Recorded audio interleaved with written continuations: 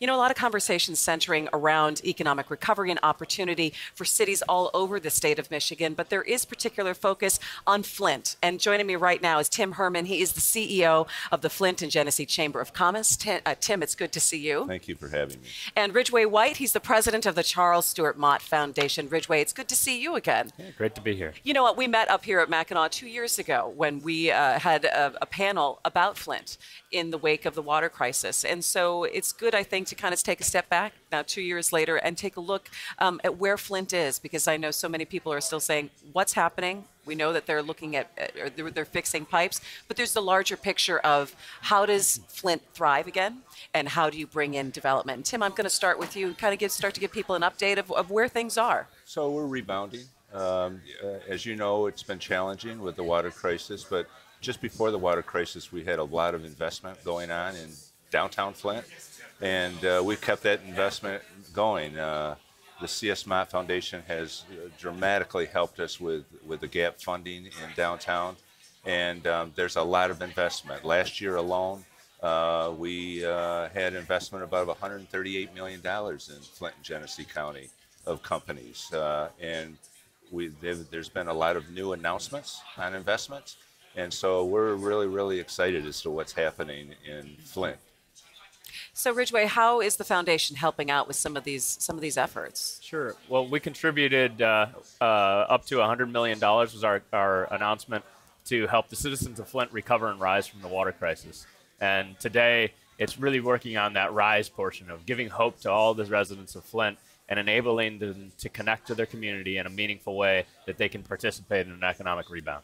You know, and I think that one of those things that it's hard to buy back, though, is trust. And when people want to trust government again and trust their entities, what have people been saying to you in terms of rebuilding that kind of trust? Yeah, I mean, it's really tough when you can't meet basic human needs to rebuild that trust, but it's inch by inch. It's the education work that we're doing in all of the Flint community schools. It's trying to enable the city of Flint to really be an advocate for people across the state. And it's a long road, but we're going inch by inch, and we're going to get there. You know, you say $100 million, which is a staggering sum, but maybe just pales in comparison of what Flint is eventually going to need.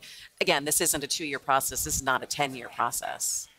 You're right on, but it's continuing and almost doubling down on the efforts that we were working on prior to the water crisis. But saying we need to provide the students more early childhood education, more help in the K through 12, creating this pipeline or this education continuum all the way through to college at U of M Flint and Kettering University and Mackinac College, which are just amazing institutions for the people of Flint. And really a lot of opportunity. Tim, kind of give us an idea of when you're having conversations with businesses, whether it either be small businesses or larger business looking to expand, to saying, look, what are your questions or concerns about either relocating to Flint or expanding in Genesee County? What are some of those frank conversations you're having with them about saying this is the right time to invest in this area? Well, it's an opportunity. Values are cheap, and we're open for business. And, you know, if you take a step back, we had the Tom Gore's Foundation, Flint Now. We had Huntington Bank come in, give us $1 million for small business to keep them going, to give them that help that they needed with whether it's water filtration systems, whatever. And you know, with the Mott Foundation and corporations, and it's just such a great partnership, and we had their back. But people coming into the city, they're excited. They're excited to see what's happening in downtown Flint with the renovation of the Capitol Theater, with a college, with a brand new culinary school going downtown. We're going to build market rate and affordable housing. That's right on the cuffs of being built. A brand new hotel, hopefully, is going to be built, doing the due diligence there.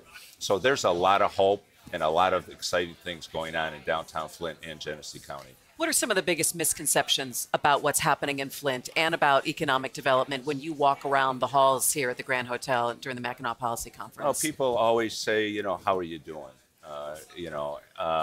And I think some people have this perception of Flint that isn't what we have, because we're there every single day. And what Ridgway and I do is we invite people to come to see us in Flint, and we'll pay your hotel room. We'll take you on a tour. And once they come to see us, once they see what's happening and all the exciting things that's happening in Flint, we change perception.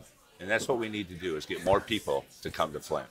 So Ridgway, Tim was talking about all of the different kinds of infusion of money and different organizations. Do you find, though, it is a struggle to keep saying, we're here, we're coming out of crisis, but we are still going to need a lot of help, and keeping Flint in the front of mind when there's so many other things now in the state of Michigan? People are ricocheting to education, which I still know is another huge component of what is happening in Flint's recovery right now. But keeping what's happening in Flint, saying, no, we're not done here yet. I think what Tim said is right on. Is that, when people come to Flint, they say, this is Flint. And so what we need to do is we need to judge Flint not on the quality of its water, which is much better, but on the quality of life in Flint. And all of the different outreaches and things are there. And it's the economic piece that we need. We need companies to come in and take the leap of faith and invest and discover what we've known for a lifetime, that the people in Flint are great. You've got high quality people and they can do the job.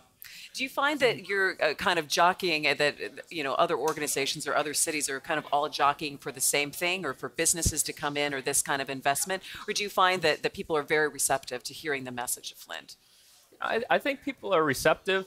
I think they need to see the proof, right? So we've got to create some jobs. There's people that want to work all across the board. We do, from hardest to serve people at some of the St. Luke's New Life Center, all the way up in job training, to higher ed. And so it's really making sure that we have a workforce that's ready and talent that's there. That's a really good point, and I want to get to that with you, Tim, because we talk about this drain or not having the talent available for the jobs. What's happening in Flint and in Genesee County right now to make sure that when those businesses come in saying, oh, no, we've got the people for you? Well, the first thing is we got great institutions. Kettering University, which is probably the number 3 or number 4 engineering school in America. And their students are phenomenal. And so we got a great pipeline of talent there. Mott Community College, we also have Mott there, and the University of Michigan Flint. Mm-hmm. So we have 30,000 kids going to school in Flint and Genesee County. And so we're very, very fortunate to have kids coming out of college that we can put to work. But we're working on a lot of different programs at early age. We have a Teen Quest program that we run at the Chamber, that we teach kids how to dress for success, how to write resumes, do the things that they will need to do to get a job into the future. We hire 400 kids because of the great philanthropy that the CS Mott gives us every year. 400 kids to do jobs in the city of Flint every summer. So there's a lot going on, and we're going to keep moving Flint forward. Yeah, Ridgway, will one of the keys, though, be keeping those kids once they get educated, once they're at Kettering, once they get that degree, and saying, this is where you want to stay and this is where you want to invest? That's going to be one of those keys, eh? Yeah, it definitely is, and we're thinking new ways of how philanthropy can help. One of the things that I'm excited about is we've been exploring creating an eco-industrial park in Flint. And it's about bringing, 1 million to 2 million square feet and thousands of job opportunities to Flint to meet the demand of, this light industrial warehouse space, but really the green economy and innovative businesses that want to be, sort of double bottom line. And that's what we're trying to focus around, and hopefully to have more news on that. We've seen philanthropy take on a lot of different challenges across the state of Michigan, and you look at organizations in the city of Detroit, you look at what you have done in Flint, everything from infrastructure in the wake of this crisis to education. How would you say the role of philanthropy has changed? Yeah, I think the best role that we can play is an innovator. But sometimes when crises hit, we have to do, roll up our sleeves and do a lot of things.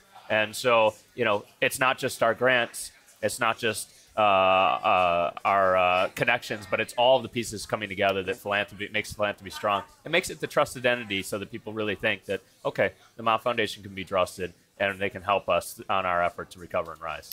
Tim, when you leave the island here today, what is the goal in mind when you leave and you say, I was able to achieve this? I was able to achieve changing someone's perception on this island.